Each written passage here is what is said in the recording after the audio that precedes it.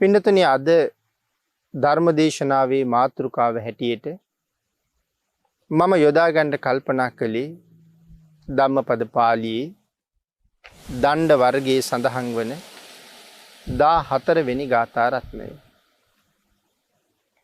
අලංකතෝ චේපි සමංචරෙය්‍ය සන්තෝ දන්තෝ නියතෝ බ්‍රහ්මචාරී සබ්බේසු භූතේසු නිධාය දණ්ඩං සෝ බ්‍රාහ්මනෝ සෝ සමනෝ සබික්ඛු. අපේ භාග්‍යතුන් වහන්සේ සවැත් නුවර ජේතවනාරාමේ වැඩ ඉන්න කාලේ තමයි මේ උතුම් වූ ගාථා රත්නයේ දේශනා කොට වදාළේ.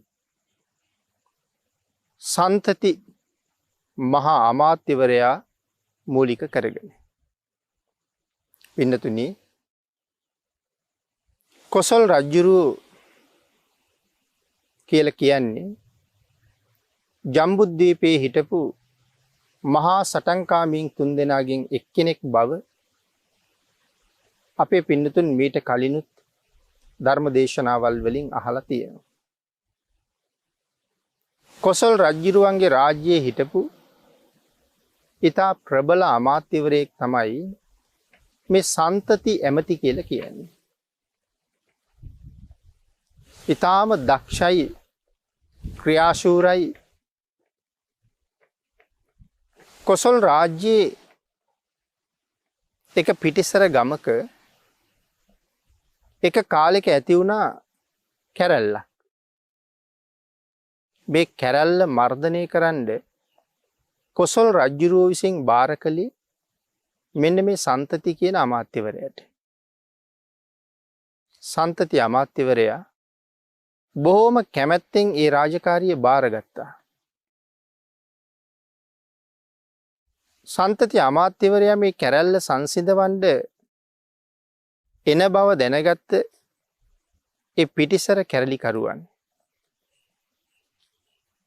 අමාත්‍යවරයා එන න්‍යායෙන්ම ඒ කැරැල්ල නතර කළා.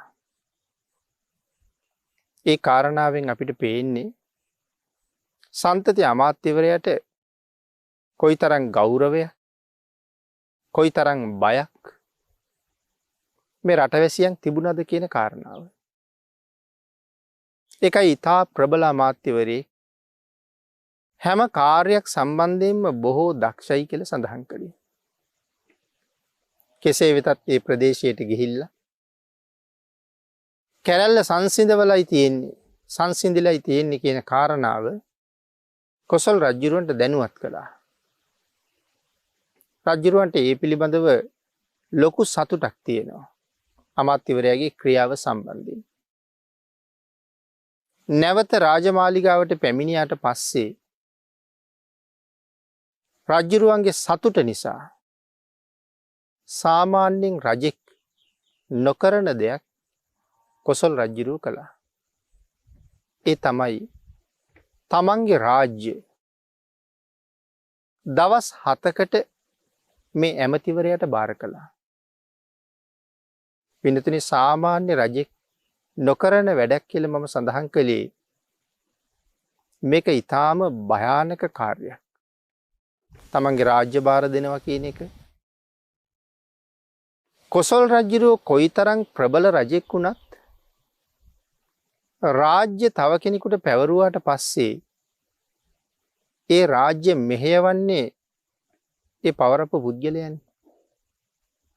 රටවැසියෝ, ඇමතිවරු, සිටුවරු මේ සියලු දෙනාම ඊළඟට යටත් වෙන්නේ රාජ්‍ය පාලනය කරන කෙනාට. එතකොට මේ රජුරෝ යම් නීතියක් පනවනවද ඒ නීතිය ක්‍රියාත්මකයි.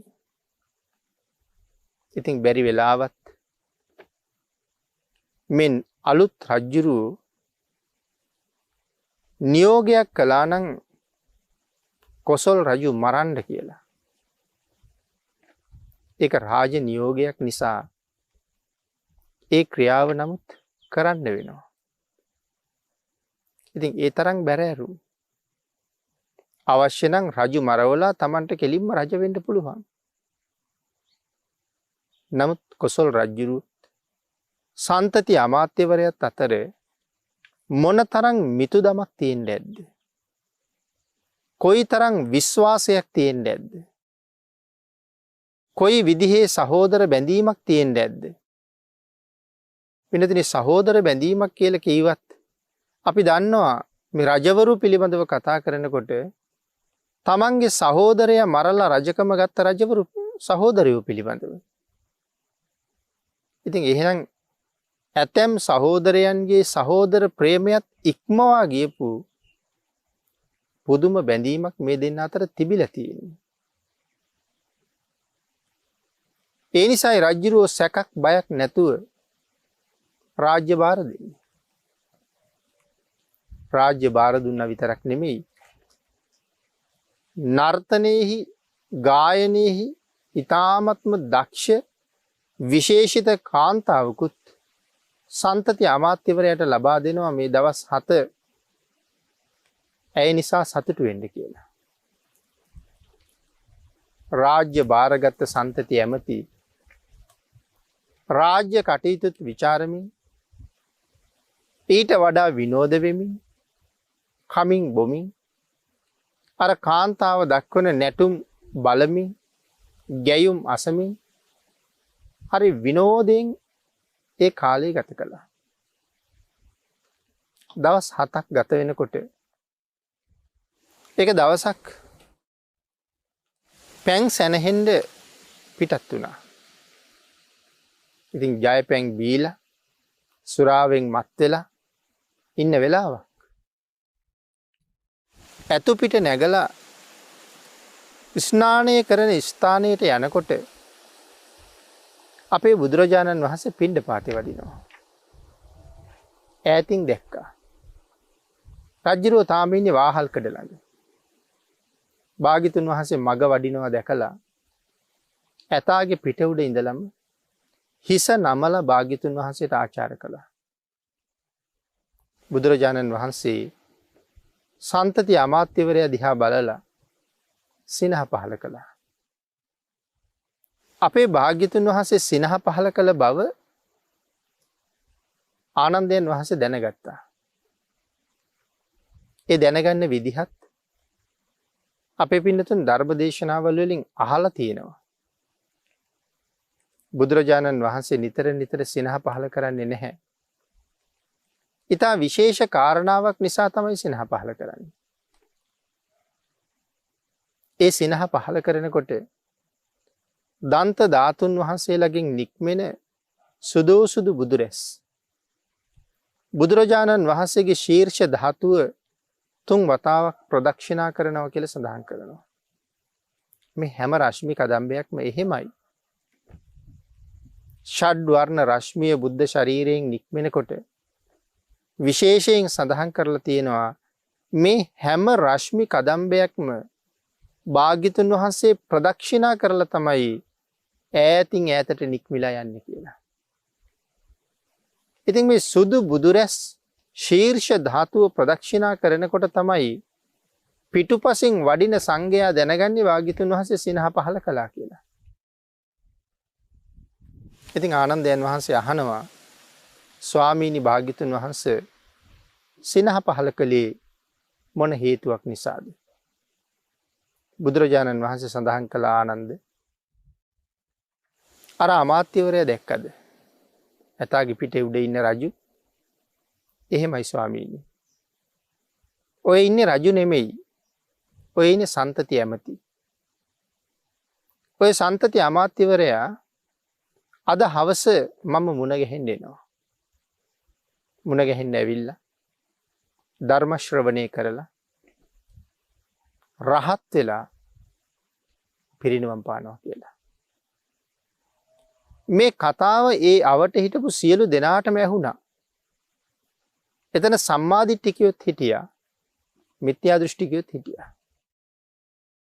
මිත්‍යා දෘෂ්ටිකයෝ ඒක ආයුධයක් කරගත්තා. මිත්‍යා දෘෂ්ටිකයෝ කියනවා බලන්නකො මේ ශ්‍රමණ බවත් ගෞතමයා කියන කතාව. උදේ ඉඳලා රෑ වෙනකම්ම රාරක්කු බීලා මත් වෙලා ඉන්න සන්තති ඇමති අද හවස භාග්‍යතුන් වහන්සේ ළඟට එනවලු නැත්නම් ශ්‍රමණ බවත් ගෞතමයන් ළඟට එනවලු. එනවා විතරක් නෙමෙයි. ඇවිල්ලා බණ අහලා රහත් වෙනවා කියලා කියන්නේ. ඔය ශ්‍රමණ බවත් ගෞතමයා ඔය වාගේ කතා කියන්න හරි දක්ෂයි. කටට එන එක කියනවා. අද තමයි ශ්‍රමණ බවත් ගෞතමයන්ගේ වචනය බොරු කරන්න තියෙන හොඳම දවස. අපි හැන්දෑ වෙනකන් බලමු එහෙනම් කියලා. සම්මාදිට්ඨික මිනිස්සු කියනවා අපේ භාග්‍යතුන් වහන්සේගේ ශ්‍රී මුඛයෙන් යමක් දේශනා කළොත් ඒක කවදාවත් වෙනස් වෙන්නේ නැහැ. භාග්‍යතුන් වහන්සේ අද දේශනා කළා සන්තති ඇමති අද රහත් වෙනවා කියලා. අද අපට පුළුවන් වෙයි භාග්‍යතුන් වහන්සේගේ තරමත් සන්තති ඇමතිගේ තරමත් දැක ගන්න. සම්මාදිට්ඨික පිරිස් එහෙම කතා කළා. පින්නතුනි මේ වෙලාවේ අපේ බුදුරජාණන් වහන්සේ පිණ්ඩපාතේ වැඩම කරලා නැවත විහාරයටම වැඩම කළා. සන්තති ඇමති උදේ ඉඳලා රෑ වෙනකම්ම ජල ක්‍රීඩා කළා. හවස් වෙනකම්ම ජල ක්‍රීඩා කරලා එයින් නැගිටලා උයනට ගිහිල්ලා නැවත සුරා බොන්න පටන් ගත්තා. සුරා බීලා ශාලාවේ ඉන්න වෙලාවේ උයනේ විවේක ස්ථානයේ ඉන්න වෙලාවේ අර කාන්තාව නැවතත් තමන්ගේ කාර්ය නර්තනය සහ ගායනය රජු සතුටු කිරීම සඳහා දක්වන්න පටන් ගත්තා. මේ කාන්තාව මේ වෙනකොට දවස් 7ක්ම එක දිගටම නටනවා. තමන්ට නර්තනයේ යෙදෙන්න තියෙන නිසා මේ දවස් 7 පුරාම ඇය ආහාර ගත්තේ ඉතාමත්ම අඩුයි. ආහාර පාන වැඩි වුණාම නර්තනයට බාධා වෙන නිසා. එදත් ඇය ආහාර ගත්තේ බොහොම අඩුයි. මේ නර්තනයේ අතරතුර ඇයට තද බල කුසේය වේදනාවක් ඇති වුණා. අර ආහාර හිගේ නිසා.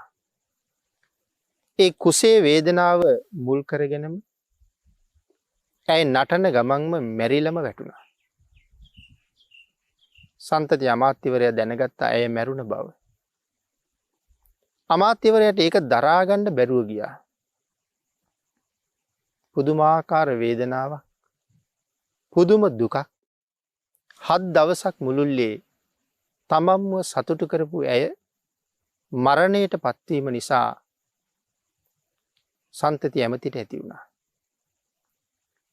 ඇමති කල්පනා කළා මේ දුකෙන් මාව මුදවන්න සමත් වෙන කෙනෙක් නම් ලෝකේ නැහැ. යම් කෙනෙක් ඉන්නව නම් ඒ තිලෝගුරු භාග්‍යතුන් වහන්සේම විතරයි.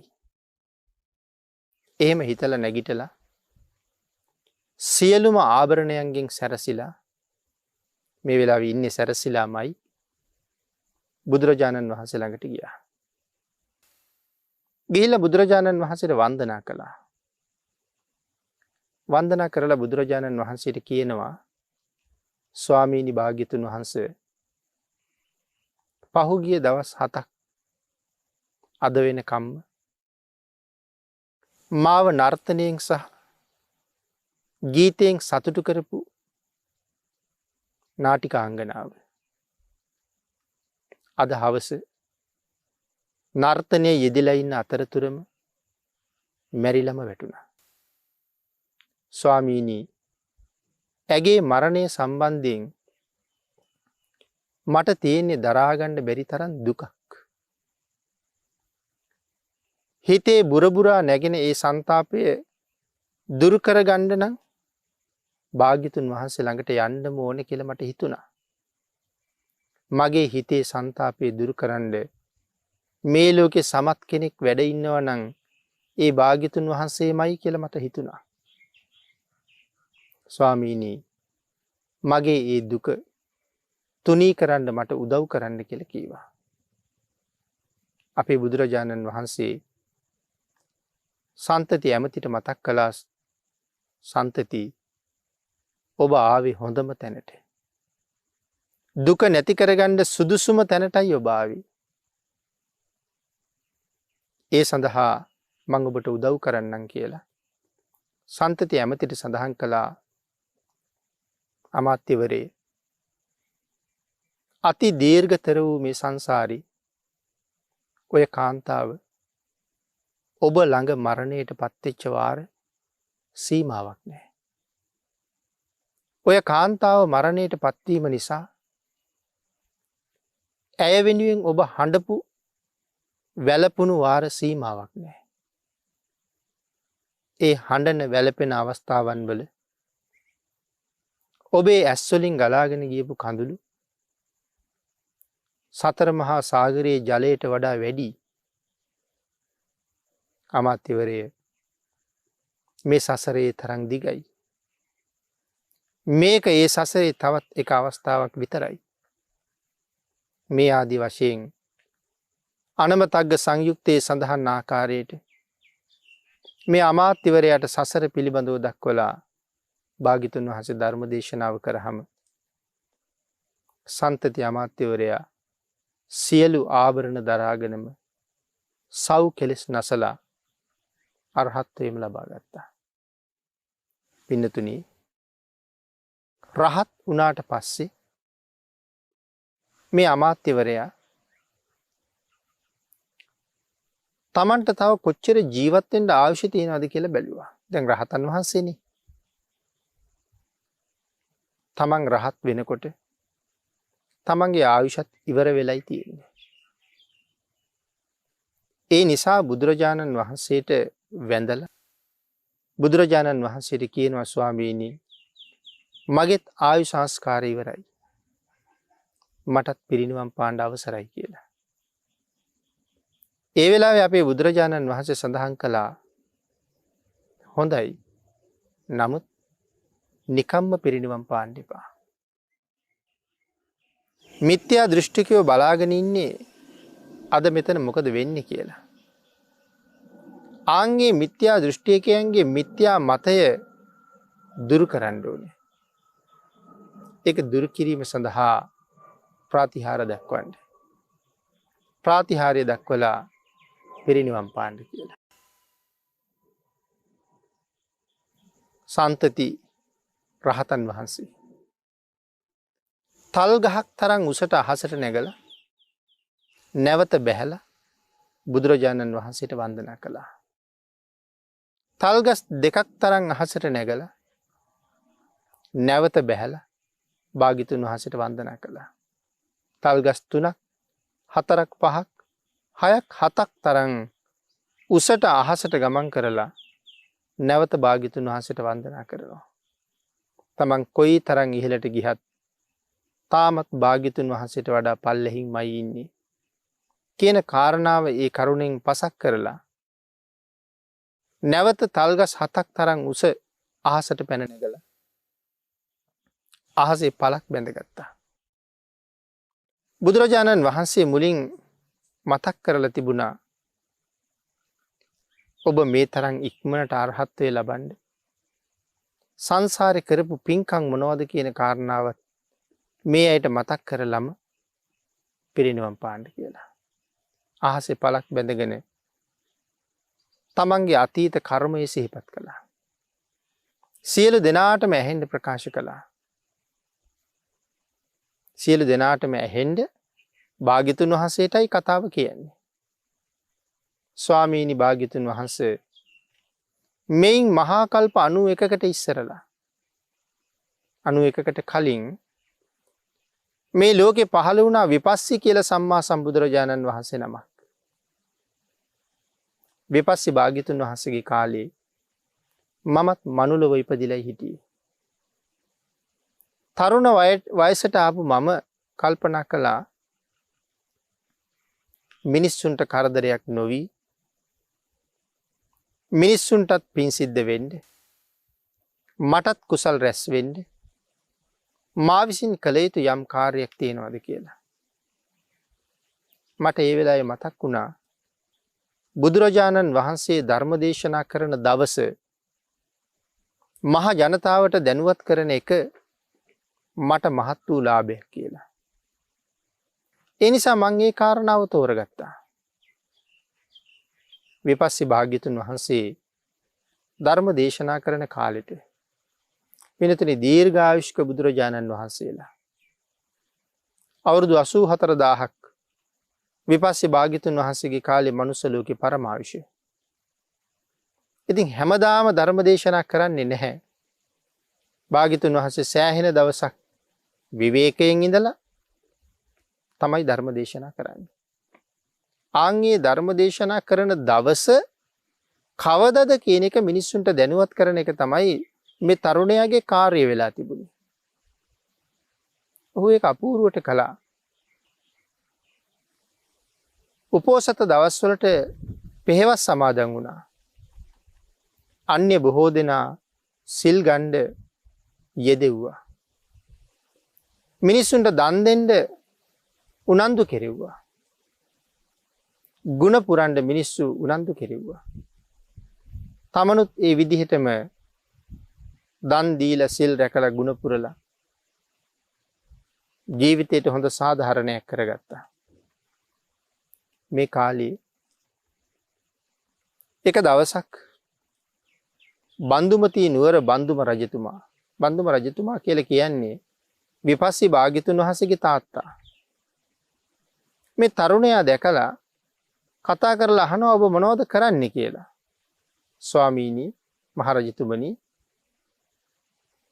විපස්සී භාග්‍යතුන් වහන්සේ ධර්ම දේශනා කරන දිනය මිනිස්සුන්ට මම දැනුවත් කරනවා. දන් දෙන අයත් දන් නොදෙන අයත් දානෙහි උනන්දු කරවනවා. ඔවුන් සීලෙහි උනන්දු කරවනවා. මමත් සිල් ගුණ මත පිහිටලා කටයුතු කරනවා. මේ තමයි මගේ කාර්යයන් කියලා සඳහන් කරාම රජුට හරි සතුටුයි. රජු අහනවා ඔබ කොහොමද මිනිස්සු දැනුවත් කරන්න යන්නේ? ඔහු කියනවා පයින්. රජුරෝ කියනවා ඕක පයින් ගිහිලා කරන්න පුළුවන් කාර්යයක් නෙමෙයි. අනික ඔබ කරන ගෞරවනීය කටයුත්තේ හැටියට පයින් යන්නේක සුදුසු මදි. කියලා අශ්වයෙක් පෙන්නලා කිව්වා අන්න අර අශ්වයාගේ පිටේ නැගලා ඊට පස්සේ ඔබේ කාර්ය කරන්න කියලා අශ්වයෙකුත් ලබලා දීලා මුතු යට මාලයක් වගේ අමුණලා තිබිච්ච මල් දමකුත් දුන්න කරියදා ගන්නට. රජුගේ නියමයෙන් අසු පිටින් ගමන් කරලා පහසුවෙන් තමන්ගේ කාර්යය දැන් සිද්ධ කරනවා. මේ අතරේ ආයි දවසක් රජුරවන්ට ඔහු මුණ ගැහුණා. රජුර ඇහුවා දැන් කොහොමද කටයුතු? මහරජතුමනි දැන් නම් හරි පහසුයි. අශ්වයාගේ පිටේ ගිහිල්ලා බොහොම ලේසියෙන් පහසුවෙන් මිනිස්සු දැනුවත් කරනවා. රජුරු ඊට පස්සේ සුදු පාට අශ්වයෝ 4 දෙනෙක් යොදාපු රථයක් ඔහුට දුන්නා. ඊට පස්සේ මේ රතෙන් ගිහිල්ලා ඔබේ රාජකාරිය කරන්න. ඒ වගේම බොහෝ තෑගි භෝගත් දුන්නා. සල්ලි මිල මුදල් දීලා තෑගි භෝග දීලා සතුටු කරවලා අශ්ව රථයක් දීලායි තියෙන්නේ. දැන් ඒ රථයෙන් ගිහිල්ලා මේ කාර්ය කරනවා. ඊට පස්සේ ආයෙත් දවසක් රජුට ඔහු මුණ ගැහුණා. රජු ඇහුවා දැන් කොහොමද කටයුතු? මහරජතුමනි පෙරටත් වඩා පහසුවෙන් කරනවා. එදා රජු බොහොම විශේෂ ඇත්‍යානාවක් ඔහුට ලබා දුන්නා. ඊට පස්සේ මේ ඇතාගේ පිටින් ගිහිල්ලා ඔබේ කාර්ය කරන්න කියලා. ඊට පස්සේ ඇතාගේ පිටේ ගිහිල්ලා මේ කාර්ය කළා. ආයු කෙරවල මැරිලා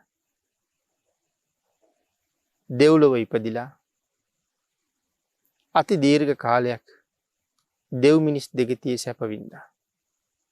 අපේ බුදුරජාණන් වහන්සේගේ කාලේ නැවත මනුස්ස ලෝකෙ ඉපදුණා. ඒ තමයි සන්තති ඇමති. තමන්ගේ නාටිකාංගනාව මැරුණට පස්සේ ඇති වුණ දුක දරා ගන්න භාග්‍යතුන් වහන්සේ ළඟට ගියේ නිකම්ම නෙමෙයි. සංසාරේ කරපු කුසල කර්මයේ ප්‍රතිඵලයක් ලැබෙන්න ආසන්නයි. කුසල කර්මයේ මෝරලයි තියෙන්නේ. පින්නතුනි ඔබ තේරුම් ගන්න ඕනේ බුදුරජාණන් වහන්සේ අහවල් දවසේ ධර්ම දේශනා කරනවා. එන්න යන්න බණ අහන්න. හැමෝම ලෑස්ති වෙන්න බණ අහන්න යන්න. මේ ආදී වශයෙන් මිනිස්සු දැනුවත් කිරීම නිසා මොන තරම් කුසල් සම්භාරයක් රැස් කරලද හතර පද ගාථාවක් අහලා අවසන් වෙනකොට සව් කෙලෙස් නැසල රහත් වෙනවා. ධර්ම දාණය ඒ තරම්ම උතුම් බවයි මේ කියන්නේ.